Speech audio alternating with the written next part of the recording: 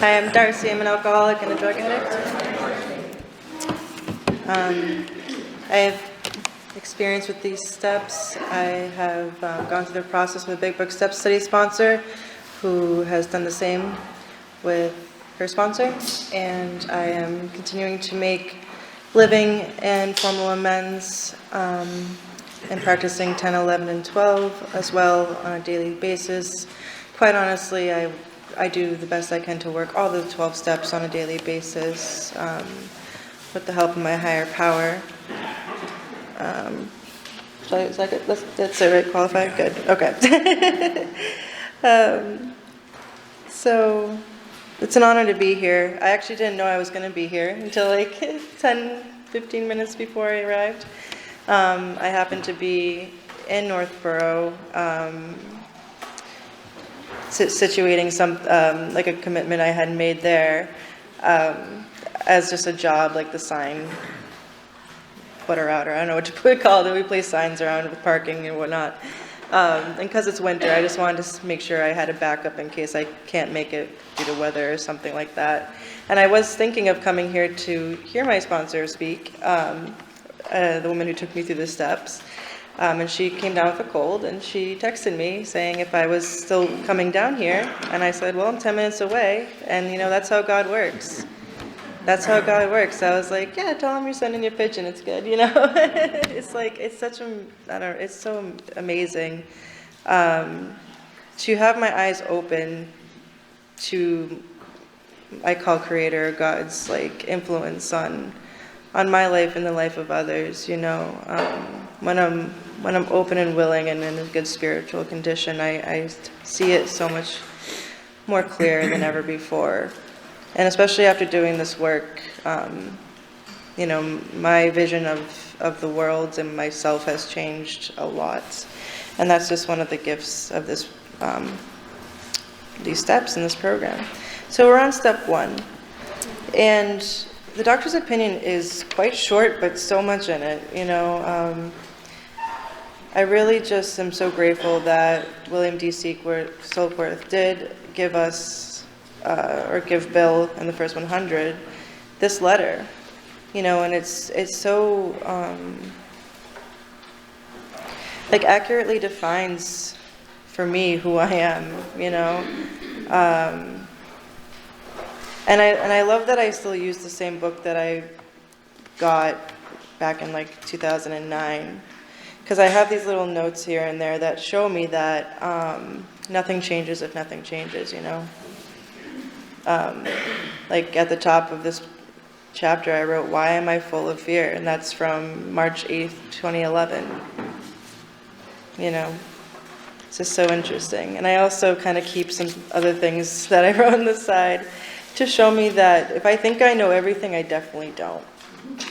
Because in some sections I wrote, oh yeah, like this is me from 2009 where it says the psychic change. I hadn't even been through the steps yet. And I'm thinking I'm having a psychic change. Today I know that I don't really know anything. And that keeps me open to grow.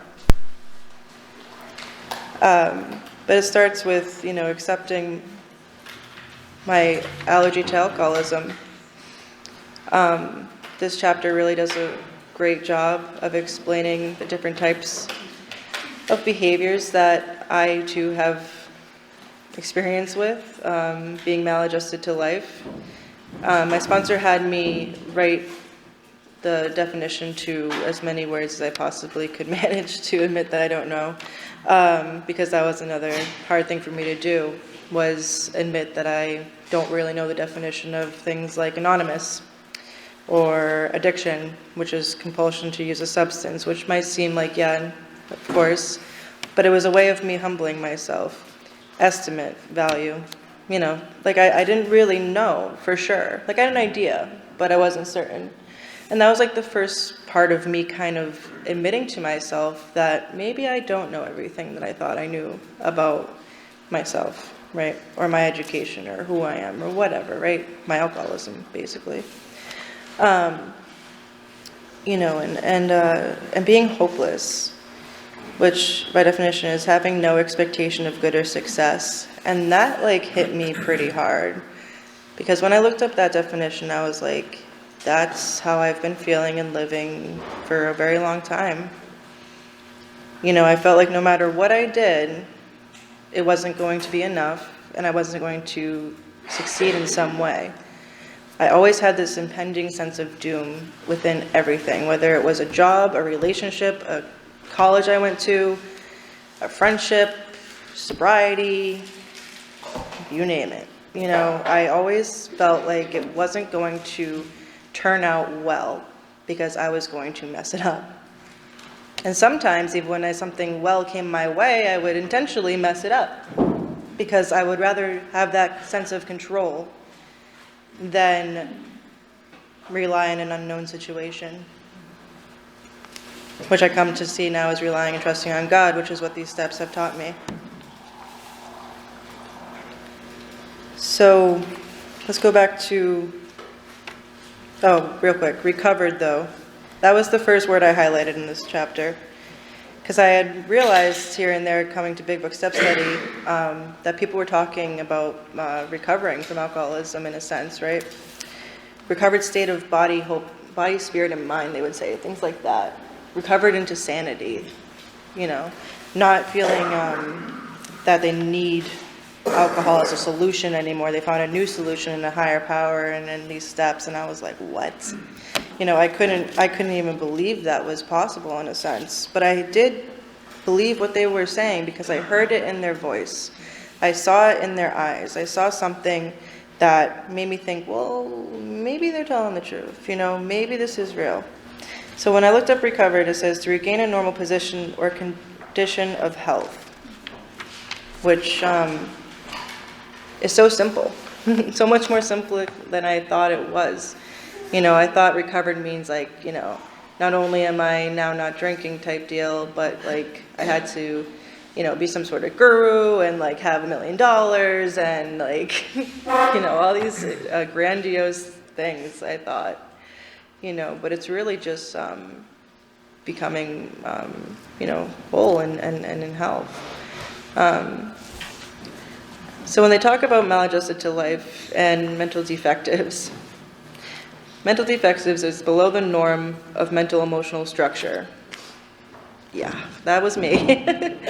That was definitely me. And that was a hard thing to admit, you know, below the norm. But like, that's how I always felt, right? I always felt like I was not of the norm. I was not adjusting to life well. You know, there was always something I felt was wrong with me. And, you know, going to rehabs and detoxes actually really helped me realize that it wasn't that I was so bad. It was that I have this thing called alcoholism. And when I put a substance in my body, I do not know what's going to happen next. And it usually, almost always, has turned out that I come back here, a wreck, hopeless, looking for help. I have relapsed twice before. I came in when I was 19, went out for, because I had a drug dream. I'm also an addict, so that's what I dreamt of, that's the truth. Didn't know what to do about it, so called my dealer, basically, and said I had this crazy dream, and they're like, well, come on down. I'm like, okay, so that's how that went. And then I came back at 21, thinking I hit bottom, had a really traumatic thing happen to me, and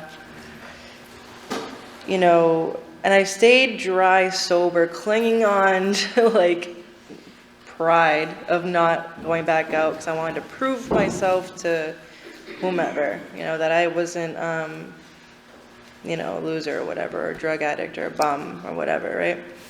I wanted to prove something to somebody, you know, not to myself, just to anyone else, right? And I didn't go through all this work. I did do up to step 4 where the resentment part, but I didn't do the turnaround because I didn't think I had anything to look at. I thought it was everyone else's fault, and that was all that there should be, you know, said about it. It was very easy for me to write resentments, but anyway, so long story short, I did go back out. And And the allergy is true. You guys told me that I would start, if I relapsed, it was going to get worse, most likely. And also I would pick up where I left off.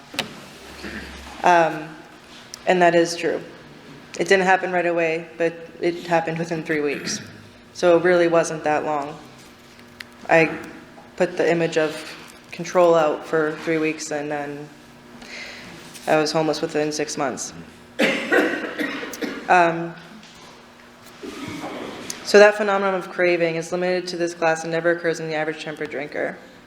These allergic types can never safely use alcohol in any form at all, and once having formed the habit and found they cannot break it, once having lost their self-confidence, their reliance upon things human, their problems pile up on them and become astonishingly difficult to solve. So that there tells me, step one, the first part, that I am powerless over alcohol. No power on this earth can save me from alcohol. And that gets me into step two. But there were some things that I heard when I first came that helped me.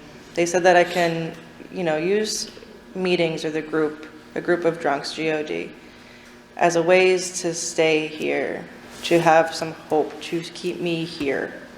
Bring the body and the mind will follow. It was difficult for me to get into the whole does God exist thing or not when I first came in.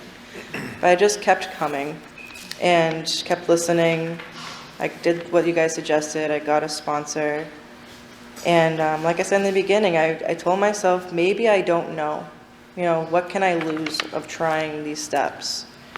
What is it going to really hurt me? And what if it did work? That was my question I had to ask myself. What if it really does work? And I can, tell you, I'm sitting here today and I'm still sober, and I have over 2 years of sobriety for the first time of my entire life. I find new solutions. I don't need to make the supreme sacrifice anymore. I'm very rarely ever in that mindset, if ever at all. Do I get sad? Yeah. My grandmother just died on Christmas. I'm a little sad today, But I'm here. I'm here because this is my purpose.